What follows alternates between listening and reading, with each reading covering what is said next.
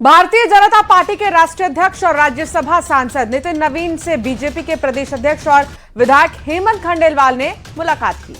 गुरुवार को नई दिल्ली में हेमंत खंडेलवाल ने भेंट की और संगठनात्मक विषयों पर दोनों के बीच लंबी चर्चा हुई है। इसकी तस्वीरें सामने आई हैं। नितिन नवीन और मध्य प्रदेश के बीजेपी अध्यक्ष हेमंत खंडेलवाल दोनों के बीच लंबी चर्चा हुई है। बिल्कुल, और इससे पहले नितिन नवीन से मुख्यमंत्री डॉक्टर मोहन यादव की भी मुलाकात हो चुकी है। ज्योतिरादित्य सिंधिया भी मिल चुके हैं। वीडी शर्मा गए थे जब राजधानी दिल्ली, तो उन्होंने प्रधानमंत्री नरेंद्र मोदी से मुलाकात की थी। और ये देखिए, आपको तस्वीर अब दिखा रहे हैं जहां हेमंत खंडेलवाल पहुंचे हैं। हालांकि लगातार जो बीजेपी के दिग्गज नेता हैं उनके दिल्ली पहुंचने का सिलसिला जारी है और वो प्रदेश अध्यक्ष ये देख सकते हैं आप तस्वीर जिसमें कि हेमंत खंडेलवाल नजर आ रहे हैं, बीजेपी के प्रदेश अध्यक्ष, और उन्होंने राष्ट्रीय अध्यक्ष से मुलाकात की है।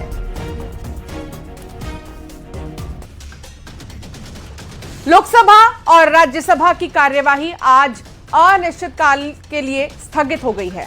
संसद के मानसून सत्र का आखिरी दिन था। आज और कल भी लोकसभा में कोई चर्चा नहीं हुई। आखिरी दिन तक विपक्ष अड़ा रहा। आखिरी दिन तक सरकार ने विपक्ष को चर्चा कराने का ऑफर दिया, लेकिन विपक्ष नहीं माना और फिर पहले लोकसभा की कार्यवाही स्थगित हुई और फिर राज्यसभा की कार्यवाही भी अनिश्चितकाल के लिए स्थगित कर दी गई।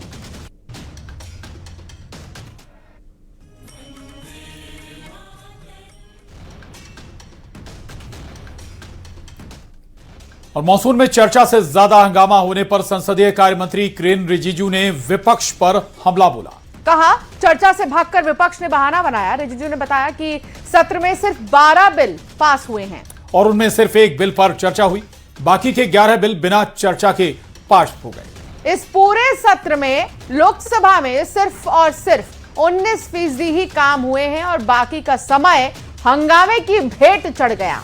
वैसे पूरे मानसून सत्र में राज्यसभा में भी लगातार हंगामा होता रहा। बावजूद इसके राज्यसभा में कामकाज लोकसभा से थोड़ा बेहतर रहा। राज्यसभा में 39% कामकाज हुआ है।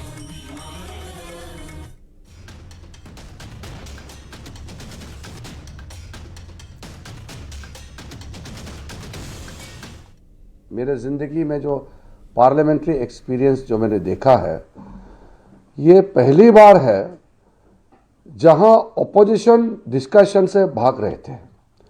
पार्लियामेंट्री डेमोक्रेसी में ऑपोजिशन डिस्कशन के लिए डिमांड करते हैं और सरकार उसका जवाब देते हैं। ये तरीका होता है क्योंकि लोगों ने हमको चुना देश सेवा के लिए, समाज सेवा के लिए। ऑपोजिशन सरकार से जवाब मांगता है और सरकार जवाब देना ही होता है पार्लियामेंट के अंदर में। तो पहली बार ये दृश्य देखने को मिला कि सरकार खुद कह रहे हैं कि हम डिस्कशन चाहते हैं और ऑपोजिशन बहाना बना करके डिस्कशन से भाग रहे हैं। एक बिल सिर्फ चर्चा हो पाई लोकसभा में, जो prevention of unfair means, examination में जो पेपर लीकेजेस का घटना होते हैं, लोग छुप छुप के पेपर भेजते हैं एग्जाम के या खरीदते हैं, या ऐसे कई राज्यों में देश भर में घटना हुए हैं। उसको लेकर के कड़ा कानून जो पारित किया गया है इस सत्र में, वो है public examination prevention of unfair means act जो बना है। ये लोकसभा में भी डिस्कशन हुए थे। तो संसद के मानसून सत्र के आखिरी दिन आज मकर द्वार पर सत्ता पक्ष और विपक्ष के सांसद आमने सामने नजर आए।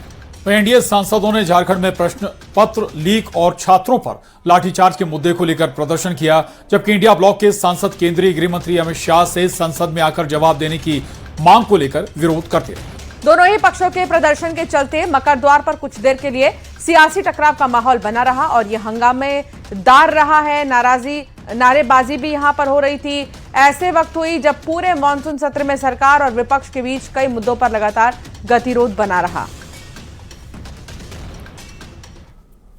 और राज्यसभा में कांग्रेस अध्यक्ष मल्लिकार्जुन खड़गे ने बड़ा आरोप लगाया। खड़गे ने आरोप लगाया कि उत्तराखंड में जिस मंच पर उन्होंने भाषण दिया, उनके जाने के बाद उस जगह का शुद्धिकरण किया गया। खड़गे ने कहा कि उनके भाषण के बाद जगह को शुद्ध करके उनका अपमान किया गया है।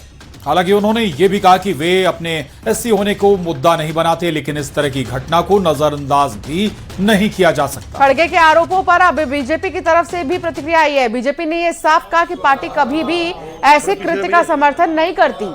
बीजेपी ने इसे गंभीर और सभी के लिए दुखद मामला बताया, साथ ही पूरे मामले की जांच कराने की बात भी कही।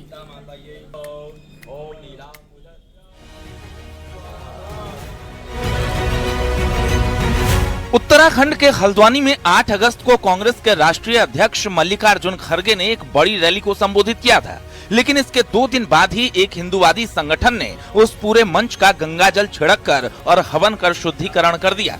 कांग्रेस ने इसे सीधे तौर पर खड़गे की दलित पहचान से जोड़ते हुए बीजेपी पर छुआछूत और जातिगत भेदभाव को बढ़ावा देने का आरोप लगा दिया।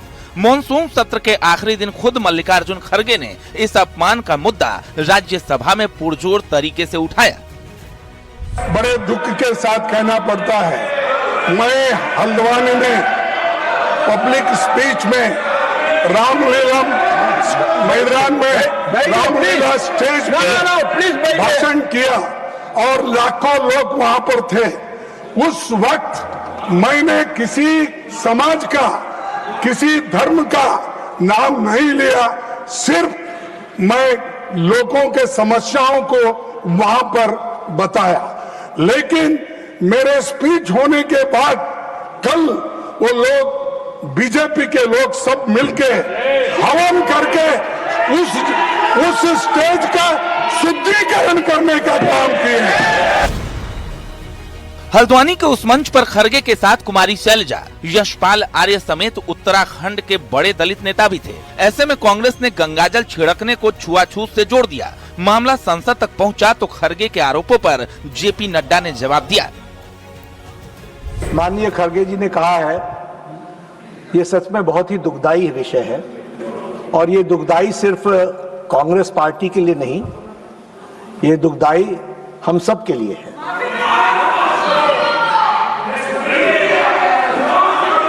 बीजेपी, क्योंकि खड़गे साहब ने कहा कि बीजेपी के लोग थे, मैं स्पष्ट करना चाहता हूं, यहां राष्ट्रीय अध्यक्ष जी भी बैठे हैं और मैं भी पूर्व राष्ट्रीय अध्यक्ष रहा हूं। BJP does not subscribe to such activities, never. लेकिन आपने कहा है, हम इसकी तहकीकात भी करेंगे।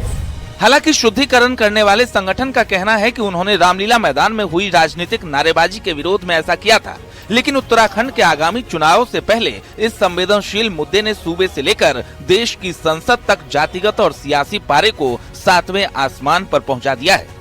Bureau report, news 18। आधार पर, मजहबों के आधार पर व्यक्ति से व्यक्ति के बीच कोई अंतर नहीं होगा। क्या हिंदू, क्या मुसलमान, क्या पारसी, क्या ईसाई, हर एक के लिए अलग भाषा, अलग वेश, फिर भी अपना एक देश। मुझे इस बात की भी प्रसन्नता है जब हम अपनी आजादी की तरफ देखते हैं और दुनिया में होने वाली हलचल को देखते हैं। ऐसे में समर्थवान, सामर्थ्यवान देश के नाते से हमारी देश की तीनों सेनाओं ने जो अद्भुत पराक्रम करते हुए अपने बीच एक नया कॉन्फिडेंस माननीय प्रधानमंत्री के नेतृत्व में सेनाओं ने अर्जित किया है। मध्य प्रदेश में तिरंगा यात्रा के जरिए देशभक्ति का जज्बा देखने को मिला। आपको 3 तस्वीरें दिखाते हैं। तस्वीरें राजधानी भोपाल की। ये पहली तस्वीर देखिए भोपाल के बड़े तालाब की, जहां बोट क्लब से विशाल नौका तिरंगा यात्रा निकाली गई। जबलपुर में लोक निर्माण मंत्री राकेश सिंह के नेतृत्व में पश्चिम विधानसभा क्षेत्र में विशाल तिरंगा यात्रा निकाली गई है। वहीं मंडला में भी मंत्री संपतिया उइके ने तिरंगा यात्रा निकाली, तो वहीं मंडला में पुलिस लाइन में भी तिरंगा यात्रा निकाली गई। अधिकारी, कर्मचारी, सीआरपीएफ जवान और स्कूली बच्चे शामिल हुए। इसके साथ ही सीआरपीएफ ने वाहन रैली निकालकर गांव कस्बों में हर घर तिरंगा फहराने का संदेश दिया।